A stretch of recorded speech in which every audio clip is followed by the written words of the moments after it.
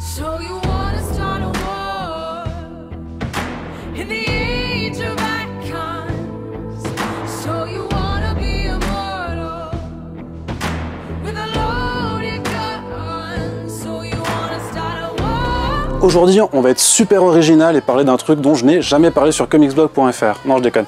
Mon coup de cœur de la semaine, c'est Batman 33 de Tom King et Joel Jones. Après la War of Jocks and Readers, retour dans le présent de la continuité d'ici, Batman est parti faire une balade en amoureux avec Catwoman dans une contrée désertique flamboyante, alors que Alfred se charge d'annoncer une certaine nouvelle à Jason Todd, Dick Grayson et Damian. Donc on a d'un côté cette balade en amoureux qui démontre en fait déjà de cette relation passionnelle et un peu brutale que Tom King dépeint très bien entre Bruce Wayne et Selina Kyle.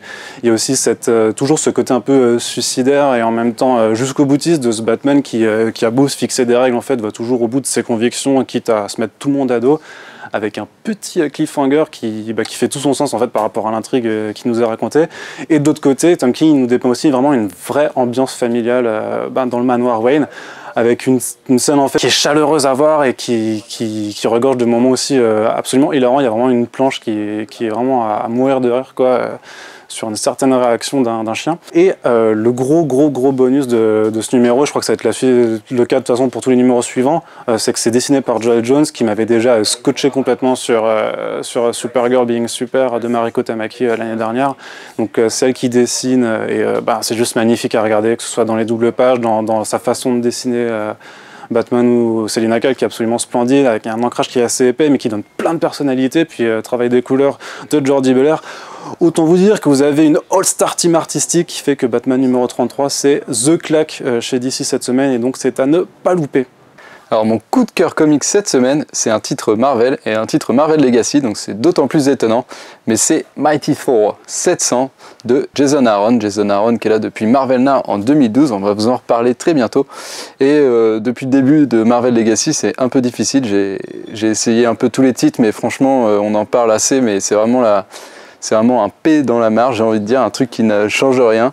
Et du coup, ce Mighty Thor 700 est vraiment ce que Marvel en fait nous avait vendu avec ce relaunch, puisque Jason Aaron en fait offre un maxi volume qui fait une 50aine de pages avec une tétratonne d'artistes, et en fait il va retracer l'histoire de Thor dans une histoire assez bien menée. D'ailleurs ça me fait un peu penser à ce qui m'avait plu dans Marvel Legacy 1, qui était aussi écrit par Jason Aaron, c'est qu'il arrivait en fait à tracer une histoire en passant de tableau en tableau.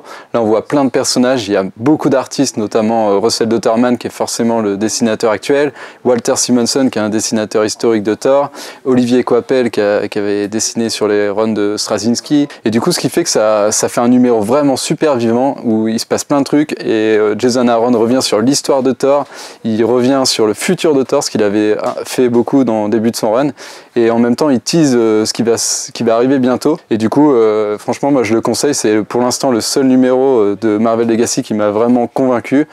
Jason Aaron il est impeccable depuis 2012, donc presque 5 ans sur Thor, et franchement il continue à l'être, donc sautez sur ce Mighty Thor 700, c'est vraiment mon coup de cœur Marvel Legacy, et c'est mon coup de cœur de la semaine. Mon coup de cœur cette semaine, ça va être Deadpool versus Old Man Logan de Shelby Anderson. Pour la bonne et simple raison qu'on croise deux héros bien connus du public et qui sont très en vogue. Wade Wilson d'un côté, qui va jouer le trouble-fête dans ce qu'on suppose être une mission un peu foireuse d'Old Man Logan. Les deux héros se croisant, la situation va dégénérer et on assiste à ce qu'on assiste bien souvent dans ce genre de cas. Le bon vieux combat entre héros avant probablement un team-up dans la suite de la série. C'est relativement sympa au niveau du dessin. Et on cherche juste à faire une histoire cool. 5 numéros pour raconter cette histoire, ce qui est largement suffisant. Et je vous cache pas qu'il y a un petit côté fanboy qui fait qu'étant très amateur des deux personnages, il y a vraiment un gros plaisir à les retrouver ensemble dans cette histoire.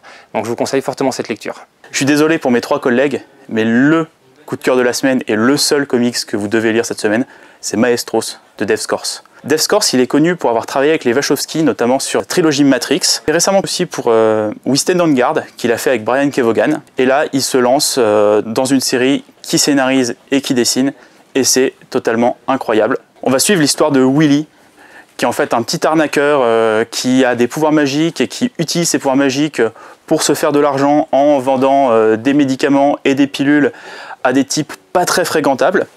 Et en fait, on va apprendre que Willy, c'est le fils du Maestro, qui est en fait le dieu du multivers. Et on va apprendre qu'en fait, ce dieu-là avait créé la Terre pour faire une expérience, pour se marier en disant bah, tiens, si on fait une planète dans laquelle la magie n'existe pas. Donc on va revenir sur l'histoire de Willy, comment est-ce qu'il s'est retrouvé sur Terre, comment ses parents se sont rencontrés. Et au tout début du comics, en fait, son père va se faire assassiner. Et du coup, Will hérite du multivers et il devient le nouveau Maestro. Et son histoire, ça va être qu'est-ce qui va se passer et comment est-ce qu'il va gérer ses nouvelles responsabilités. C'est vraiment très bien, c'est très bien dessiné, c'est très bien écrit, c'est très drôle. Il y a des pages assez violentes et graphiquement très intéressantes et très rigolotes, notamment avec une plante. Il y a des designs sur plein de personnages hyper cool. J'avais pas pris une claque comme ça depuis le premier numéro de Saga et je pense que tout le monde vous dira la même chose. C'est vraiment la lecture de la semaine.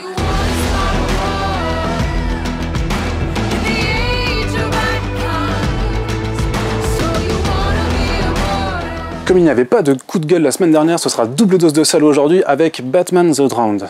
Donc pour vous leur faire vite fait, c'est le 4e one-shot sur les Evil Batman qu'on se tape, c'est-à-dire que le concept c'est de matérialiser les pires craintes de Bruce Wayne sur ces Evil Dark Knight qui viennent envahir l'univers d'ici depuis le Dark Multiverse.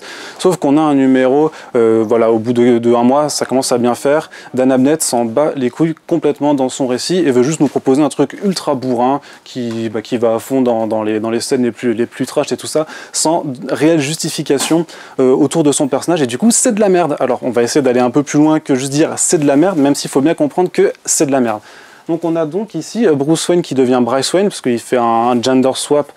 Pourquoi pas, c'est une idée plutôt intéressante, sauf qu'au fait, juste dans l'idée de le faire, c'est pas plus exploité que ça, donc en fait c'est pas très intéressant.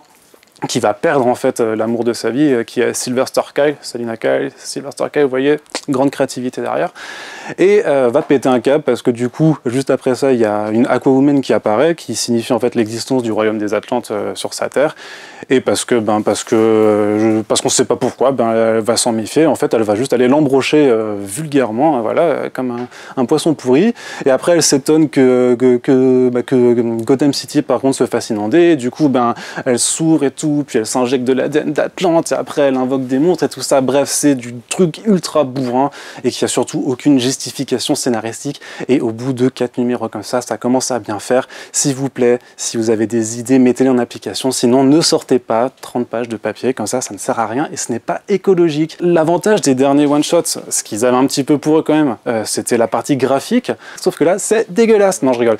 Il y a Philippe Dunn qui fait des pages qui sont plutôt acceptables, avec surtout un travail des couleurs qui fait vraiment plaisir, donc big up aux deux coloristes. Par contre, sur les planches de Tyler Kirkham, sur la fin, ça devient absolument ignoble à regarder, c'est une grosse bouillie où l'ancrage est là limite pour masquer le fait que les planches aient été faites à la va-vite. Donc abstenez-vous de lire ça, surtout qu'on suit toujours le même procédé. Donc petite recette, vous prenez un Evil Batman, vous lui mettez une origine que vous explicitez pas trop, vous lui faites faire plein de trucs trop ouf parce que comme ça ce sera métal, tu vois, ce sera bien dark. Et voilà, vous faites intervenir le Batman Who Loves à la fin pour dire hey, viens envahir le DC Multiverse, du coup c'est mieux que le Dark Multiverse. Et en fait vous répétez ça 7 fois de suite, vous avez un peu compris le principe. Donc épargnez-vous cette lecture, en plus ça coûte 4 $.